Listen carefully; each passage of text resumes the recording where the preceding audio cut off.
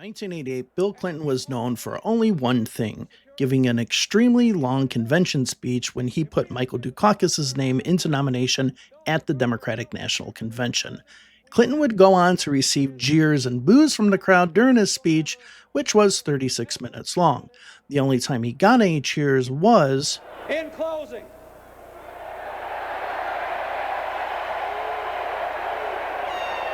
However, in 1992, just 4 years later, it was a different story. 4 years after his disastrous speech to the Democratic National Convention in 1988, Bill Clinton was now the standard bearer for the Democrats going into the general election. And after 12 years of the Republicans dominating presidential elections, this young, energetic governor from Arkansas would go on to defeat incumbent President George Bush and eccentric billionaire Ross Perot, who won the highest percentage of the popular vote for a third-party candidate since Teddy Roosevelt in 1912. But how did Bill Clinton get here? In this video, we're going to talk about the 1992 primaries and general election, as well as the rise of both Bill Clinton and Ross Perot during that election. We'll also talk about the urban legend that still persists today that Bill Clinton would have lost if Ross Perot stayed out of the race. We'll talk about this specifically at the end of the video. My name is Dave. Welcome to Election History, a channel focused on the history of elections, campaigns, political parties, candidates, and so on. If you like this kind of content, please subscribe and like the video. You can also support the work done on this channel by joining my Patreon or becoming a member of this channel by clicking join below the video. The link to the Patreon is below in the pinned comment.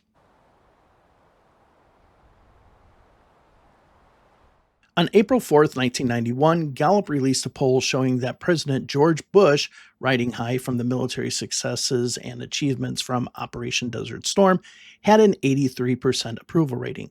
Yes, this was down from the historic 89% approval rating a little over a month earlier, but still it was significant enough to make a high-profile Democrat reconsider taking on the what seemed to be unbeatable Republican incumbent in the presidential race of 1992. Little did George Bush nor the Democrats know was that on that same day that the poll was released, April 4th, an untimely event would set off the first electoral challenge of the 1992 presidential election season. It was lunch and recess on a sunny day with dozens of children outdoors when the hail of airplane and helicopter parts began. Some stuck in trees. Others found young human targets in the schoolyard below. There was a fireball, and then I heard the sound, and I saw them fluttering to the ground, the helicopter blades. Parents rushed from neighborhood homes to check the unthinkable, to search for their children, and hear the horror. Then came the news Senator Heinz's office was dreading. His staff knew he'd boarded a small plane in Williamsport for a short, routine flight to a Philadelphia meeting. It was identified as the plane in the crash. None of the passengers of either the helicopter or the fixed-wing aircraft survived. We had 7 fatalities in all, 2 of which included school children who were at outdoor recess here at Marion Elementary School. The senator's letters were found in the wreckage. Shaken's staff assistants met reporters. We understand that the senator and the 2 pilots were killed in the crash. He was on his way from a town meeting, business leaders meetings in the central part of the state, to town meetings and an editorial board meeting. In Marion Township, Pennsylvania, Tim Minton for ABC News. With the death of Senator John Heinz, a special election was called to replace him in the U.S. Senate. The Republicans were expected to win the seat, even though Democratic Governor Bob Casey Sr. appointed little-known Harris Wofford to be the senator until the swearing-in of the newly elected senator. Wofford would eventually also go on to be the Democratic nominee as well. Wofford would take on current Attorney General Dick Thornburgh, who left Bush's cabinet to run for this seat. Thornburgh was ahead in the last poll before the election by 3%, but on Election Day, November 5th, Wofford would pull off a political upset, beating Thornburgh by 10%. Post-election analysis said that the special election was a warning shot toward the Bush campaign and the Republicans and their handling of the economy. Because remember, Thornburg was not just a Republican, but directly connected to the administration, being its attorney general. By now, Bush's approval rating had dropped to 56%. By the time Wofford was elected, Bush was starting to weaken. In early 1991, Bush had benefited from both the success of the Persian Gulf War as well as the fall of communism throughout Eastern Europe. But as those events started to become old news, focus turned to the economy. The unemployment rate in November of 1991 was at 7.0% and would continue to climb for the next few months. The inflation rate was at 4.2%, an inflation rate that wouldn't be that high again until the COVID-induced inflation of 2021. People were having economic hardship and looked at Bush and the Republicans as the reason for their economic woes. But Bush was also losing support amongst his party base. After breaking his promise of read my lips, no new taxes, he raised taxes on the top tax rate from 28% to 31%, as well as raising other taxes. Bush also talked about reducing the size of the military now that the Cold War was essentially over, though Republicans were staunch supporters of a large military. With that, former Nixon speechwriter and political commentator Pat Buchanan decided to run for president against Bush in the Republican primary. Buchanan's campaign did focus on Bush breaking the no new taxes pledge, but also focused on social conservatism, such as parent school and immigration reduction. He was also someone who supported slashing government and spending on programs like PBS and the National Endowment for the Arts. In fact, Buchanan wasn't really shy about calling his movement a culture war, which opposed multiculturalism, abortion, and gay rights. Essentially, he was trying to win over those Reagan voters who felt that George Bush had moved too far to the left.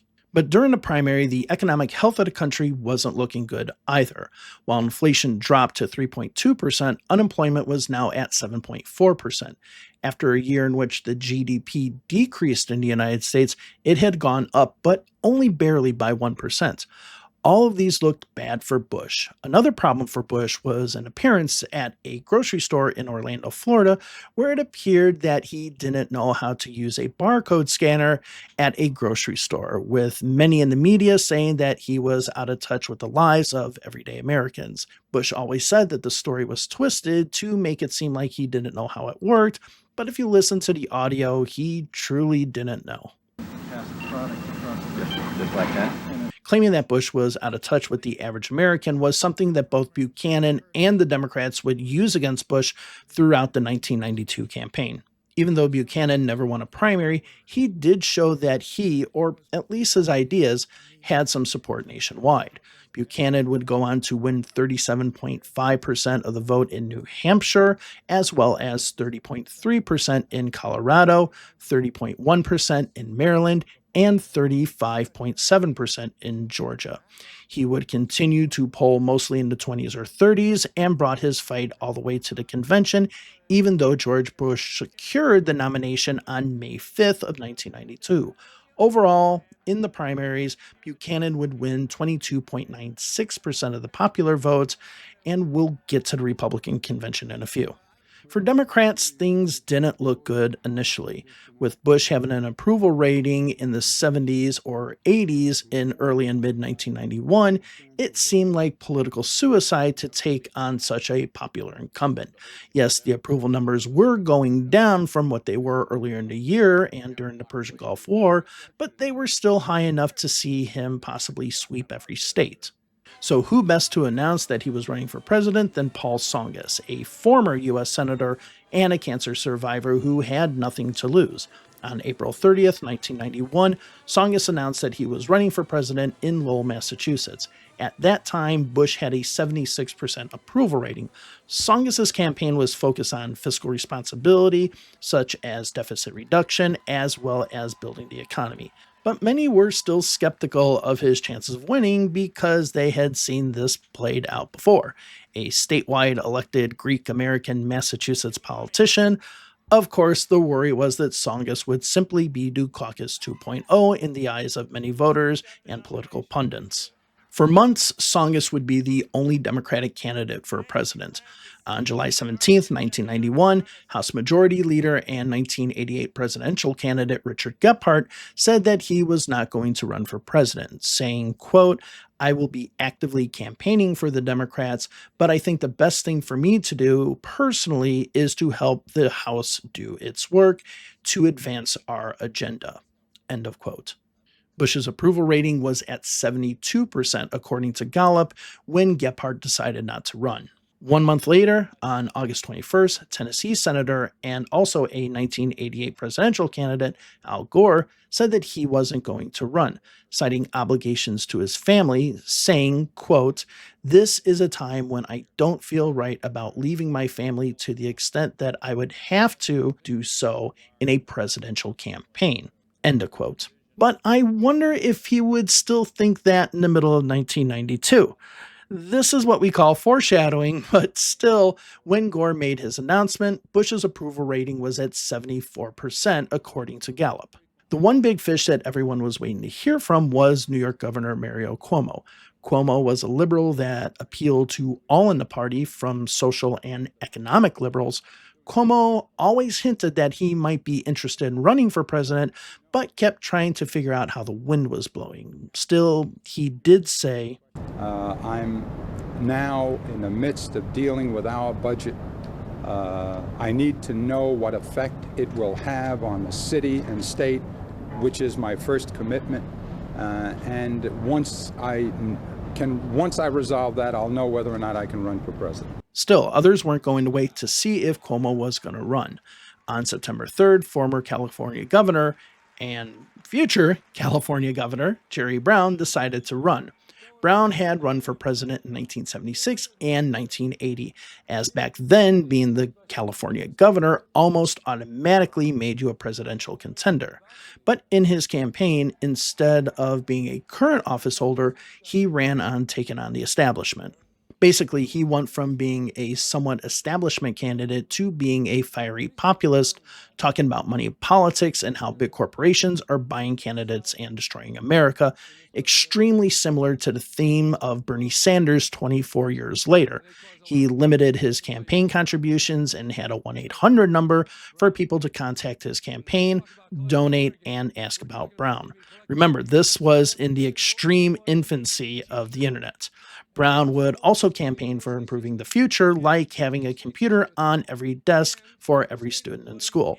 When Brown made his announcement, Bush's approval rating was at 69%, according to Gallup.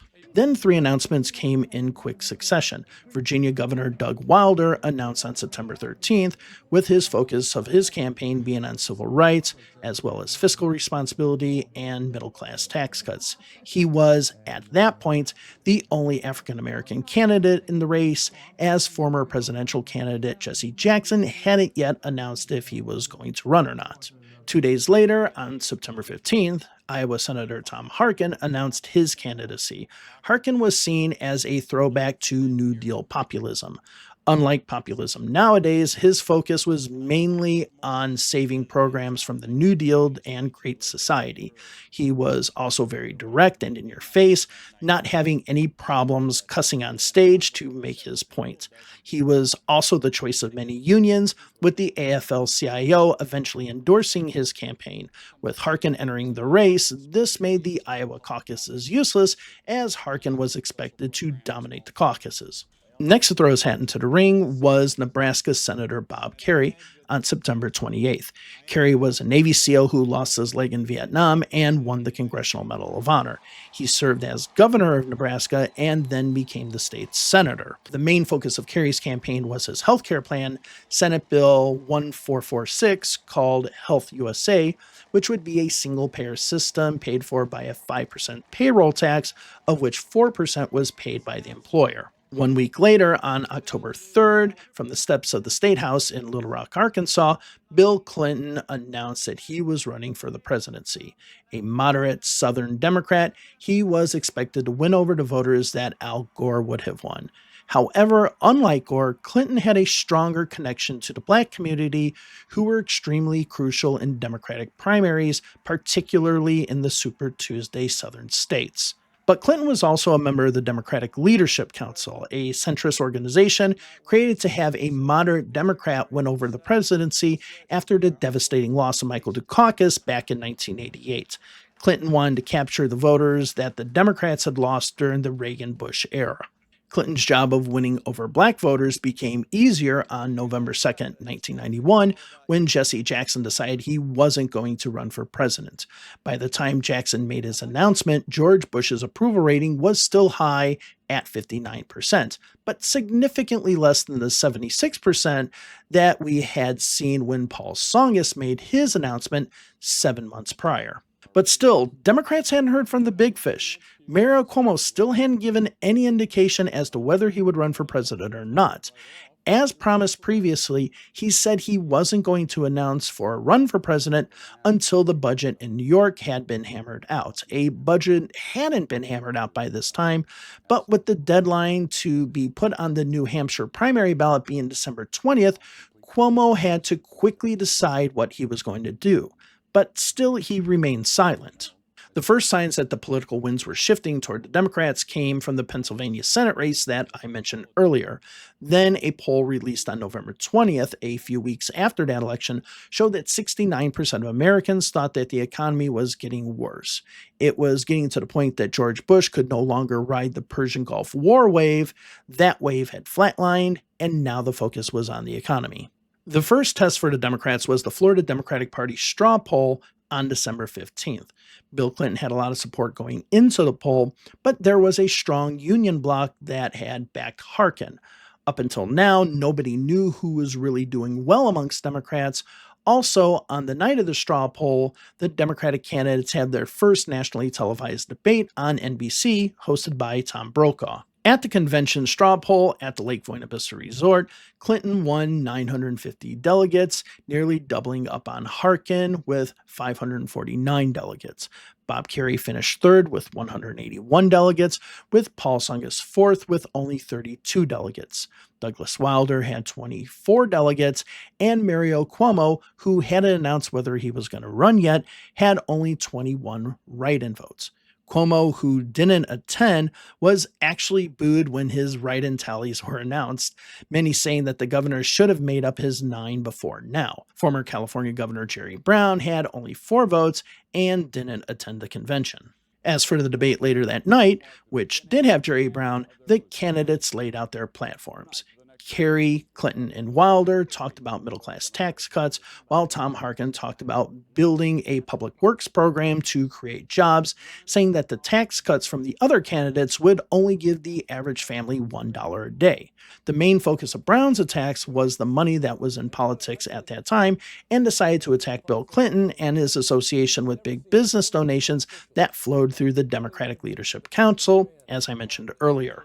But one of the main things that was noticed was that Mario Cuomo was not present at the debate, further fueling speculation that Cuomo would not run for president, since the deadline for the New Hampshire primary was only 4 days away. And indeed, a few days later, on the day of the New Hampshire primary deadline, Cuomo said that he would not be running for president.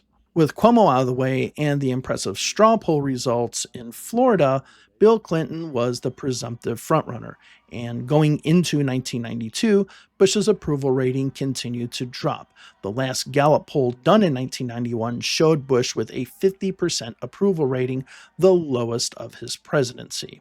In addition, a Harris poll conducted between December 26th and December 30th found that Bill Clinton was in a statistical dead heat with Bush having 48% to Clinton's 47%.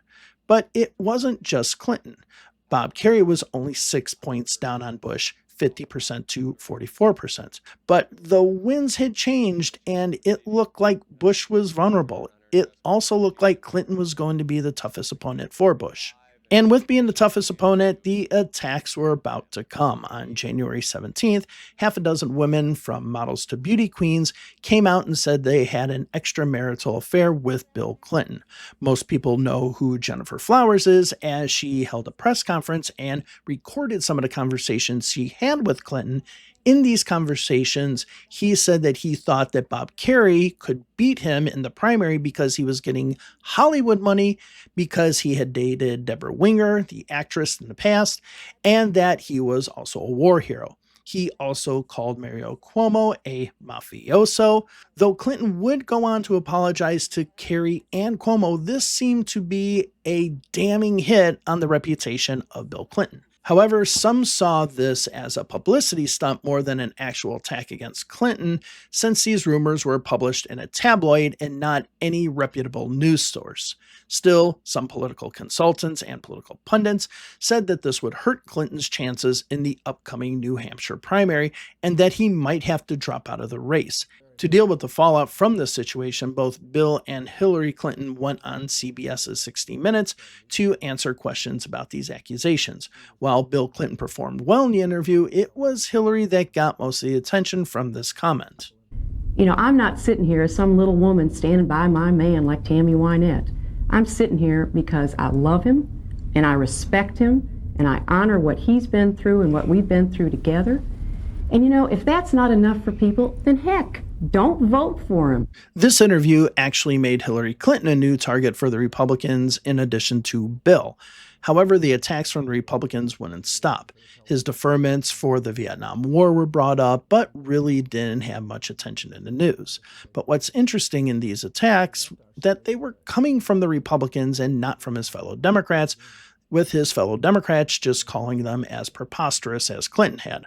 Another thing was that many in the media made these attacks sound so damaging that if Bill Clinton performed well in the upcoming New Hampshire primary, he would be able to spin this as a victory. The media inadvertently set a low bar for Bill Clinton. And that's exactly what happened. On February 18th, Bill Clinton finished second in the New Hampshire primary, winning 9 delegates, the same number that Tsongas had won. During his post-primary speech, Clinton said, "While the evening is young, and we don't know yet what the final tally will be, I think we know enough to say with some certainty that New Hampshire tonight has made Bill Clinton the comeback kid."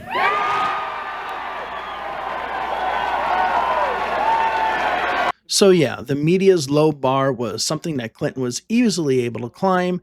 From that point on, the primaries and caucuses were mixed, but the biggest problem for most candidates was money. Clinton had a lot of it, other candidates did not. After only winning one primary, Bob Kerrey became the first candidate to drop out on March 3rd. Tom Harkin, even with the backing of labor money, dropped out next on March 8th after a terrible showing in the South Carolina primary just the day before. Bill Clinton, Paul Tsongas, and Jerry Brown were all able to hold out until March 10th, Super Tuesday. This was the day that Clinton had been waiting for. More than 1/3 of the delegates to the Democratic National Convention were up for grabs, with many of them being in southern states. Clinton dominated Super Tuesday, winning Florida, Hawaii, Louisiana, Mississippi, Missouri, Oklahoma, Tennessee, and Texas. Clinton was well on his way to the nomination. 1 week later, on March 17th, Clinton showed that he had strong support in the industrial Midwest, winning both Michigan and Illinois in their primaries by significant margins. A week later, Tom Harkin endorsed Bill Clinton. On March 19th, Paul Tsongas dropped out of the race, leading to only Clinton and Jerry Brown being the two candidates remaining. But even with only 2 candidates left, the attacks against Clinton didn't stop. On March 29th, when it was found out that Clinton had possibly smoked pot while he was a student, he famously said, "I was in England. I experimented with marijuana a time or two, and I didn't like it, and didn't inhale, and never tried it again." Like Pat Buchanan, Jerry Brown would remain a candidate until the convention and actually won the Connecticut primary as well as the Alaska and Vermont caucuses. But Clinton secured enough delegates to win the Democratic nomination on June 2nd, the last of the primaries to be held. Now, there are 2 things I want to point out that are considered to be turning points for Clinton during the campaign, but I don't know if they really were. The first thing is the Sister Souljah moment. Now, I was going to go ahead and explain the Sister Soldier moment and show some quotes and everything like that, but then quickly realized that that would get this video demonetized. So please just go ahead and Google it and you'll find out all the stuff. But yeah, I'm not going to risk demonetization off of that quote. Also in June 3rd to be exact, Clinton played the saxophone on Arsenio Hall's show. This was said to have been something that connected with younger voters who maybe didn't necessarily focus on politics, and other people who didn't focus on politics as well. And as an 18-year-old working my way up in the Democratic ranks back then, yeah, it was pretty cool. But if you look at Clinton's June poll numbers, he only improved by 3% at most. These very slight shifts in the polls don't really show that these two events helped or hurt him. Looking at the polls, they are basically a non-factor. That's why I feel that claiming that these are turning points in Clinton's campaign is kind of false, because there's just zero data that actually backs up that claim. Probably the most interesting part of the 1992 presidential election was the rise of billionaire Ross Perot. Prior to the 1992 election, Perot had been known mostly for his work with bringing back the remains of prisoners of war and soldiers missing in action in Vietnam. He worked with the Reagan administration to help bring them home. However, once he felt that Reagan wasn't doing enough to bring them home, he took it on himself to negotiate with the Vietnamese government to bring those who lost their lives in Vietnam back home. This caused a dislike between Perot and the Reagan administration, which of course included George Bush. Besides this, Perot was known to talk about the importance of international trade, deficit spending, and the economy for some years. Though not a household name, there were enough potential voters out there who knew who he was. He had been on Larry King Live, which was on CNN a few times, talking about the issues like the national debt and the 1991 Persian Gulf War, which he opposed. But besides that, he was simply a well-known billionaire on TV, but really didn't have a huge political vision. While on Larry King Live for the fourth time on February 20th, 1992, King asked him if he would consider running for president, with Perot saying that he would only do so if the people put him on the ballot, and that it would be a pure grassroots organization. A few weeks later, on March 12th, he would start setting up a structure to get petitions to place his name on the ballot in all 50 states. The only thing that was really known about him was that he was for deficit reduction, restrictions in trade, and that he was against the Persian Gulf War, and really criticized Bush for his breaking of the No New Taxes pledge. He was basically running an anti-establishment campaign. In the polls prior to Perot showing his interest, Clinton started to climb back from the Gennifer Flowers attack. After winning the Super Tuesday primaries and looking to be well on his way to the nomination, Clinton had moved up within 6% of Bush in a CNN Gallup poll, with Clinton having 44% to Bush's 50%. Bush's approval rating had now dropped to 41%, according to the poll, a 48% drop, the largest ever drop in a 12-month period. But once Perot entered the race, Clinton's support started to slip. In the first Gallup poll conducted with Ross Perot in it, released on April 2nd, Clinton dropped to 25%, a 19% drop from the previous month. Bush dropped to 44%, only a 6% drop. Perot was polling at 24%.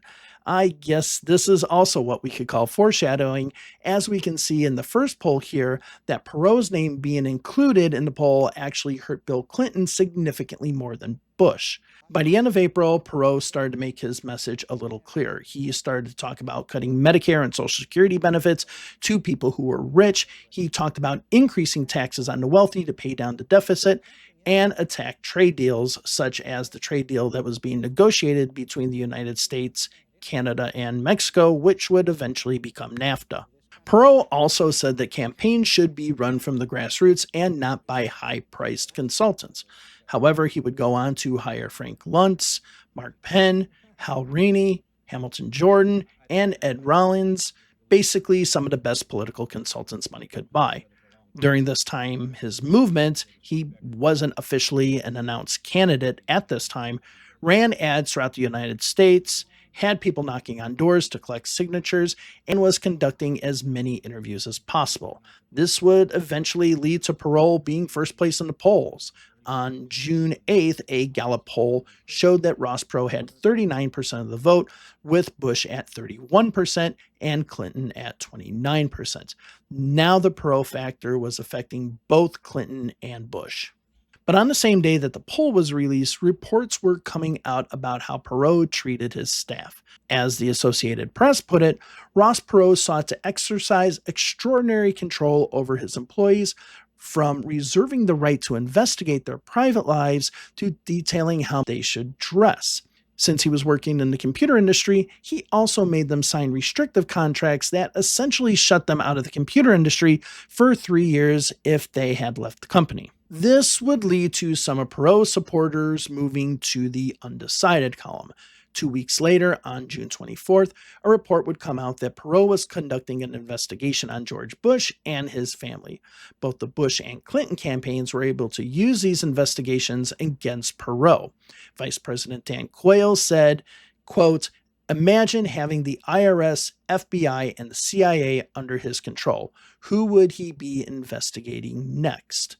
Both campaigns painted him as an unstable, vendetta-driven individual that caused a lot of damage. By the July 8th Gallup poll, Perot would drop to second place, with George Bush taking the lead. But this was now a three-way race, with Bush at 35%, Perot at 30%, and Bill Clinton at 28%.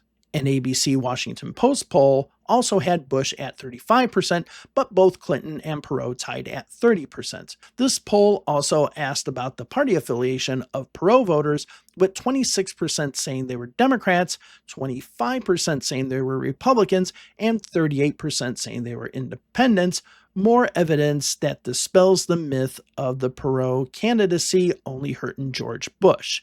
This was 1 week before the Democratic convention. The Democratic convention started on July 13th. The day before, a New York Times CBS poll came out showing Perot dropping to 25%, with George Bush at 33% and Bill Clinton at 30%. A few days before, on July 9th, Clinton had announced that he had selected Al Gore to be his running mate. By picking Gore, Clinton had made this into a generational campaign, with Clinton being 45 and Gore being 44. The idea was to invoke John F. Kennedy, passing the torch to a new generation. During his announcement, Gore said, "Throughout American history, each generation has passed on leadership to the next. That time has come again. The time for a new generation of leadership for the United States of America." Unlike the 1988 convention, this convention had a lot more of a moderate tone. Basically, they wanted to show that the party had changed from what it was in 1998. On the first night, Texas Governor Ann Richards and Georgia Governor Zell Miller stole the show, with their attacks focused more on Bush than Perot. The convention's focus was on helping middle-class families, while painting the Republicans as the party of the rich and corporations. In addition, the "read my lips" quote by Bush was constantly being mentioned, saying that George Bush had lied to the American people. On the last day of the convention, New York's Daily Mail newspaper released a poll of voters on the first and second night of the convention, showing that Bill Clinton was now at 40% compared to Bush's 31% and Perot's 20%. This again showed that Clinton's increase came at the expense of Perot, just as Clinton's previous declines had also come at the expense of Perot. The same poll also asked about a two-way race in which Bill Clinton was at 50%, a gain of 10% from the three-way race, and Bush at 39%, a gain of 8%, showing slightly more people went for Clinton than Bush amongst those people who probably were undecided and for Perot. That same night, Perot decided not to run for the presidency. The day before, his top campaign consultant, Ed Rollins, resigned from the campaign. Rollins later said that Perot was hard to work for and that any advice that was given to Perot was usually ignored. Perot also concluded that he wouldn't win the election. Even though Perot's campaign was over, the candidate still wanted his name on the ballot just in case things change. But for all those who had volunteered and helped Perot, that work seemed to be all for nothing. A poll taken by the Orlando Sentinel of Perot volunteers in Orange County, Florida, said that 30% of them would vote for Bill Clinton, 13% of them would still vote for Perot since he was still on the ballot in Florida, and only 8% would vote for George Bush, further adding to the pile of evidence that dispels the idea that Perot voters were more likely to vote for Bush than Clinton. Clinton's convention bounce was huge, but was artificially inflated because polls were now back to a two-way race. The first post-convention poll, done by Gallup, conducted 2 days after the convention, showed Bill Clinton with a 56-34 lead over George Bush. Clinton's favorability rating also shot up to 63% according to the poll, with Bush at 40%. This poll also asks where potential Perot supporters might go, with 63% of them going to Clinton and only 27% of them going to Bush, with 10% undecided. This adds even more evidence to dispel the myth that Perot's entry into the presidential election later helped Clinton win, as his departure catapulted Clinton into a strong lead. But of course, after 1998, Democrats were extremely cautious about convention bumps. You can go ahead and watch that video that I did on the '88 election, link down below. As for the Republican convention, which started on August 17th, it was basically average. If anything, the convention was more known for Pat Buchanan's culture war speech, sounding more like Enoch Powell's Rivers of Blood speech than anything else that was being said by any other speaker at the GOP convention. This really showed a difference between the Democrats and Republicans. As Molly Ivins would write, Buchanan's speech didn't really catch on and, quote, probably sounded better in the original German, end of quote. The convention ended on August 20th. The first poll conducted by Gallup on August 21st to the 22nd showed Bill Clinton had a 10% lead. While Clinton was up on Bush, this was still 12% down on where Clinton was after the Democratic convention. However, by this time in 1988, Bush had already reclaimed the lead over the caucus. The fact that the Republicans were still 10% behind showed that Clinton wasn't due caucus. Even when rehashing Clinton's old Vietnam deferments, something that had been talked about in the primaries, it was not effective at all. Nothing showed to change this race. Throughout the rest of August and the month of September, Clinton continued to have a 5 to 15% gap on Bush, with Bush not leading in any of the polls that had been conducted.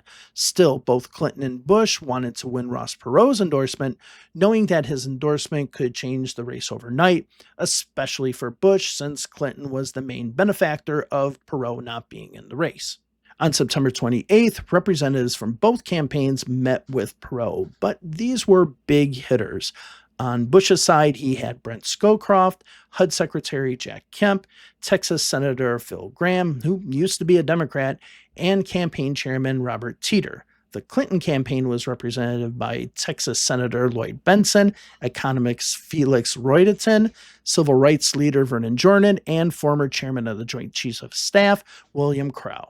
After meeting with both campaigns, Perot floated the idea of possibly running again, saying that he had talked to his state coordinators to discuss his future. See, while Ross Perot said he wasn't running, he still kept his organization, stayed on the ballots in the states where he was already approved in, and continued to have his volunteers put him on the ballot even after his July 16th departure. So there was still this structure there to run his campaign.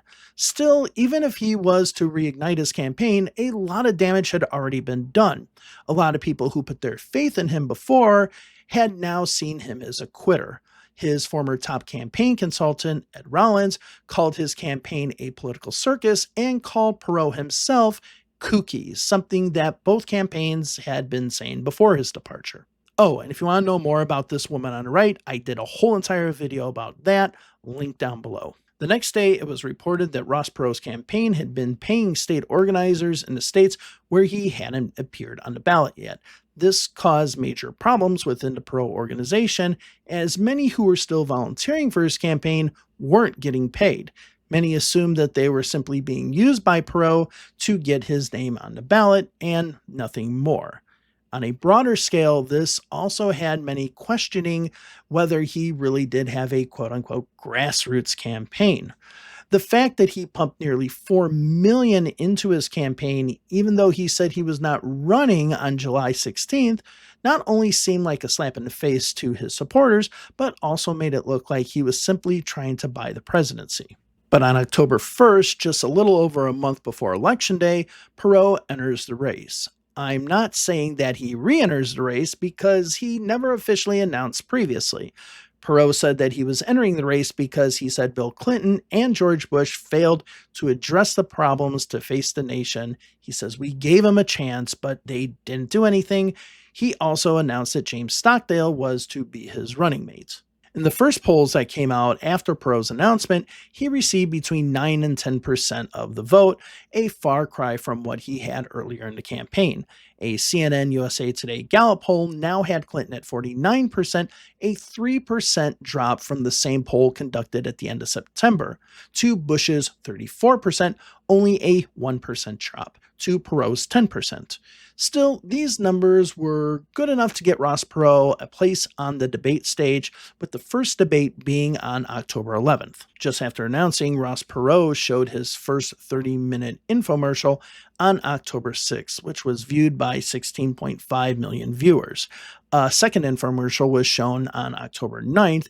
In both of these, he had talked about trickle-down economics and said that both parties were to blame in Washington and that gridlock meant that nothing could be accomplished. Before the debate, Bush started to attack Bill Clinton on things he did during his youth.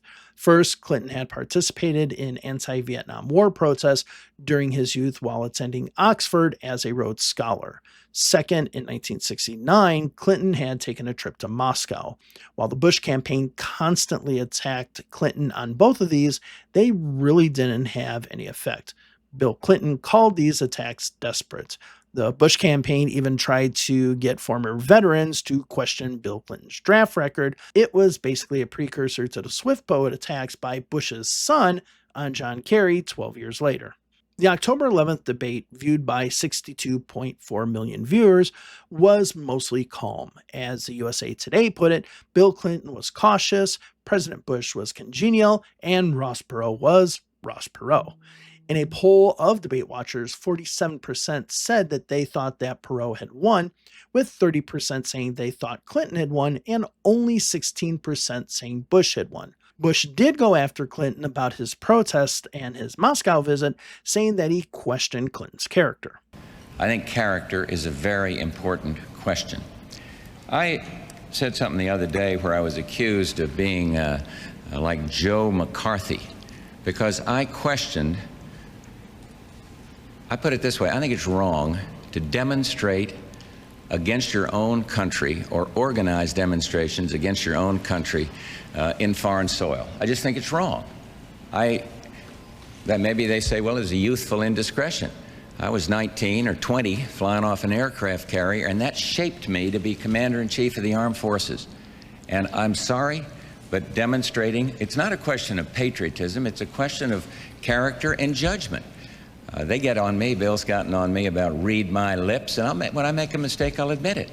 But he has not admitted a mistake, and I just find it impossible to understand how an American can demonstrate against his own country in a foreign land, organizing demonstrations against it, when young men are held prisoner in Hanoi or kids out of the ghetto were drafted. Some say, well, you're a little old-fashioned. Maybe I am, but I just don't think that's right. Now, whether it's character or judgment, whatever it is, I have a big difference here on this issue. You have questioned my patriotism. You even brought some right-wing congressmen into the White House to plot how to attack me for going to Russia in 1969, 1970, when over 50,000 other Americans did. Now, I honor your service in World War II. I honor Mr. Perot's service in uniform and the service of every man and woman who ever served, including Admiral Crowell, who was your chairman of the Joint Chiefs and who's supporting me. But when Joe McCarthy went around this country attacking people's patriotism, he was wrong. He was wrong. And a senator from Connecticut stood up to him named Prescott Bush. Your father was right to stand up to Joe McCarthy. You were wrong to attack my patriotism. I was opposed to the war, but I love my country. And we need a president who will bring this country together, not divide it. We've had enough division. I want to lead a unified country. 2 nights later was the vice presidential debate between Al Gore, Dan Quayle, and James Stockdale. As vice presidential debates really never mean anything, there was one quote we'll always remember. Who am I? Why am I here? The next debate was on October 15th, and Clinton was considered the overwhelming winner. In a post-debate poll done by Gallup, 58% of those said that Clinton had won the debate, with Bush only winning 16% and only 15% of the people saying Perot had actually won. But if there was anything damaging that came out of this debate, it was George Bush looking at his watch. He gave the impression that he did not want to be at the debate and he would rather be somewhere else. When asked about this 7 years later, he said that looking at his watch was a mistake, but he didn't know that they were going to make such a big deal about it. And honestly, they were able to take that and twist it in a way that really wasn't fair to Bush, to be quite honest. The next debate would only be 3 days later on October 19th. By this time, Perot was showing improvement, with some polls showing him at 20% of the vote. And as with the first debate performance, Ross Perot was seen as the winner of the third debate as well, with a Gallup poll showing 37% of the debate viewers seeing him as the winner, while Clinton and Bush were tied at 28%. One thing that the debates and infomercials had done was improve Perot's favorable rating amongst potential voters. In a CNN USA Today Gallup poll released on October 26, his favorable rating was at 52%, a huge climb from when he was at 26% after dropping out. The poll now also showed Bill Clinton was at 39% of the vote, with Bush being at 32% of the vote and Perot at 20% of the vote. The consensus of everyone was that Perot's entry into the race was hurting Clinton. Bush really hadn't improved, but now the race was closer because Perot was pulling Clinton down to Bush's level.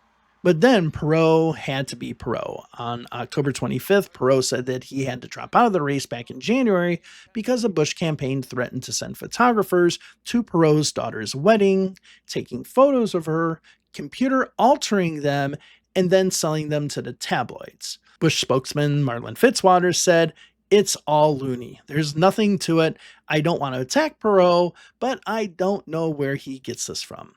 Perot also said that the Bush campaign had planned to wiretap his home. The cookie label that Rollins gave him was back, and his poll numbers started to slide again. In the last polls before the election, Bill Clinton held a steady lead. In fact, since the Democratic convention, Bill Clinton had led every single poll released by the media. In many cases, Clinton was outside of the margin of error. Going into election night, other polls showed that Texas, North Carolina, and Florida were actually close. There was a strong possibility that this could be a 400-plus electoral vote blowout. On election night at 10:47 p.m. Eastern Time, ABC declared Bill Clinton the winner of the presidential election by winning the state of Ohio. Honestly, if there's any electoral map that has shaped our current electoral map, it's the 1992 election map.